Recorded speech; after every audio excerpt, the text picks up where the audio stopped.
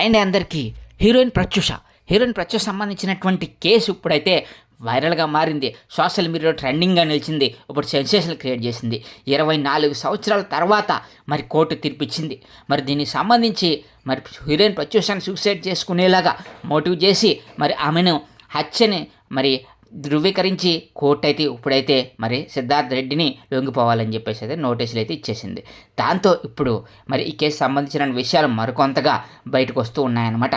ఆమె ఎంతో కెరీర్ పీక్స్లో ఉన్న టైంలో ఆడియన్స్ అందరికీ దగ్గరే తెలుగు అభిమానులకి అటు తమిళ అభిమానులు కూడా ఎంతో అద్భుతంగా ఈమె ఆకట్టుకుని మరి కెరీర్ పీక్స్లో ఉన్న టైంలో మరి ఈమెను సూసైడ్ చేసుకోవాలని ప్రేరేపించాడని చెప్పి సిద్ధార్థ్ రెడ్డి అప్పట్లో కేసు ఫైల్ అయింది. కానీ అది ఇప్పటివరకు తీర్పు రాలేదు. సరైన న్యాయస్థానం సరైనటువంటి తీర్పు ఇప్పుడైతే ఇచ్చిందనమాట.